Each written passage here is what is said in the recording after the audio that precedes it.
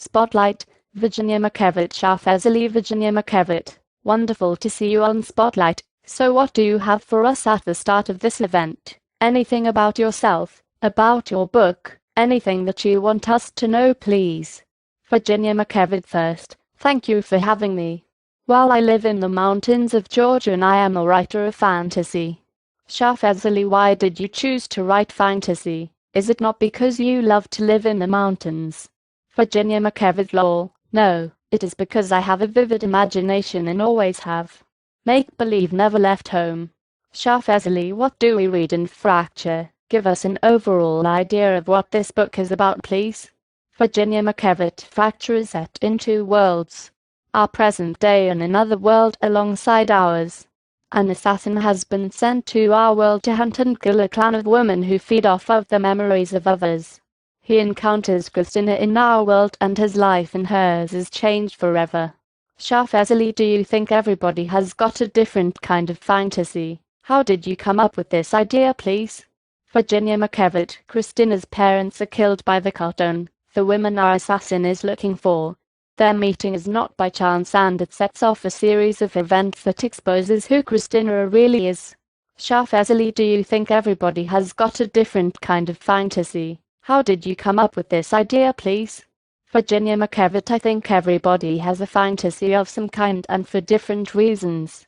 Some people want to escape the real world, some want to embellish what they are missing, and some want to write about their adventures and share their worlds.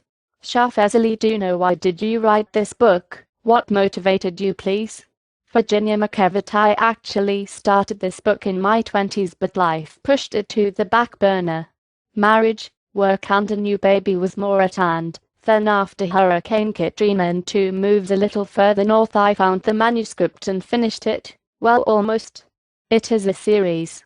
Shah Fazli, what was the actual reason behind entitling it Fracture? Any particular reason, please? Virginia McKevitt. There is. Fracture takes a deeper look past a fairy tale and into the lives of several people who are thrown together in one common goal. Fight an enemy and conquer their inner demons at the same time. Each character in the book has a torn life of some kind and how they go through this journey changes who they are. Shah Fazli. Thanks. So tell us please who Christina really is. Virginia McKevitt. I can't give away all of her secrets, but she is one of 2 main characters. She has lived all of her life seeing another world, a world of kingdoms and magic. Growing up she has been told her imagination is too wild and starts to push these visions away until she meets Tegrin. Their encounter and the murder of her parents rejuvenates her memories among other things that happened to her. Shah Fazli, can you describe one scene of your book for us in your own words that you really like, please? Virginia McKevitt. I have more than one, but there is a scene where Christina is in the other world and she first realizes her feelings for Tegrin, who is also fighting the same battle. Shah Fazli. That is brilliant. Tell us a little more about Fracture. Anything that you want us to hear, please. It is exciting. Virginia McKevitt. The book has something for every reader. Action, drama, romance, and the characters are real to life. A lot of people who have read Fracture say that is one of the things they like. The characters are believing for a fantasy. Shah Fazli. How do your characters travel from one place to another? You know we normal human beings take trains or planes. How do they travel? Virginia McKevitt. The title sets the stage. There is a fracture in the mountains of Georgia that separates our world from the other world. It is usually flooded and impassable at only certain times and has been hidden from our world and only a few from the other.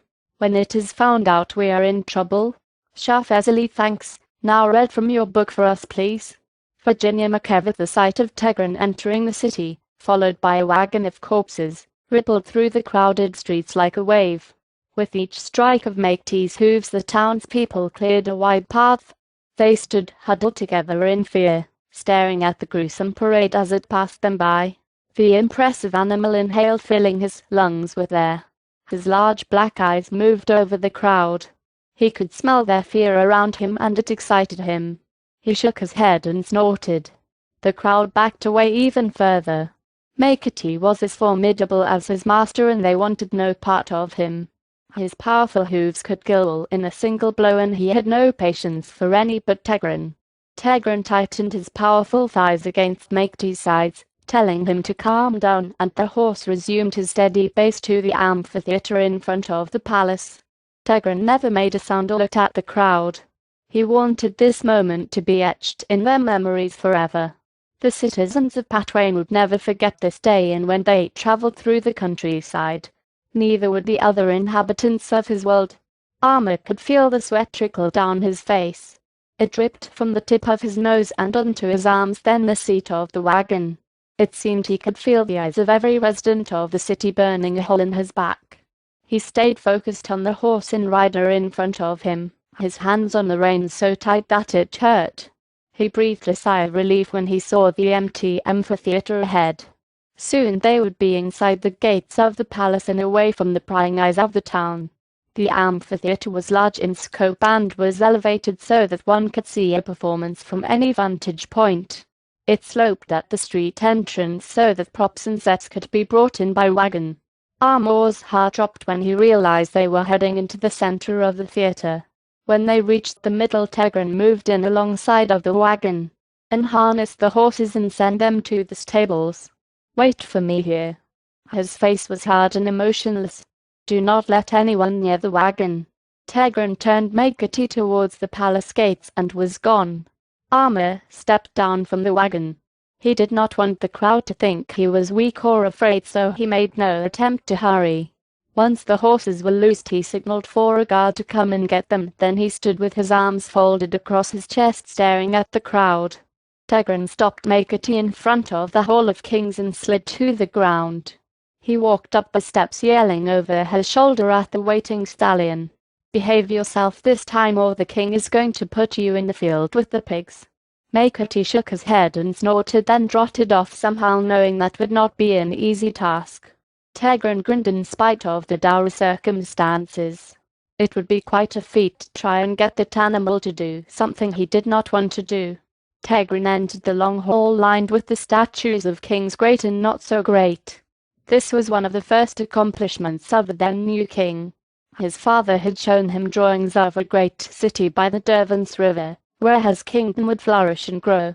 The young prince would listen for hours to his father's plans and hoped that one day he would help him build his dreams, but his father was never able to fulfill his visions. When Yorent was 19 years old, his mother and father were killed in a carriage accident. He was left to rule an empire.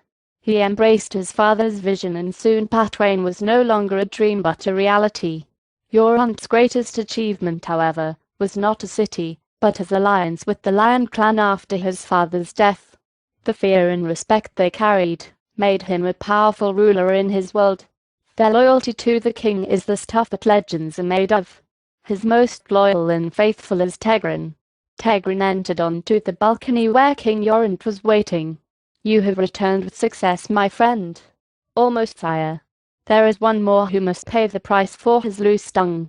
Gordain, who has had the honor of being a trusted member of the guard elite, is the one who has allowed this to happen." "Are you sure of this, Tegrin?" Tegrin's voice carried no emotion. "Yes, your majesty. Natyana told me before she died." Yorent felt the blood rain from his face. It was well known of the relationship that Tegrin had with Natyana. He started to speak. "You do not have to say anything, your majesty. May I finish my mission?" "Yes, Tegrin. Finish it." "Shah Fazli, thanks a lot for your time, and it was a pleasure. Sorry that we have run out of time. Hope to see you again." "Virginia Makevich, you are welcome, and sorry for the mishaps." "Shah Fazli, it's Facebook. It can happen. We really enjoyed it. Thank you very much. If you want to book your own live interview, join www.facebook.com/BEINTHESPOTLIGHT Spotlight. Live Facebook interview with authors and readers. As an author, you get the opportunity to interact with the readers. Ask for an interview by joining.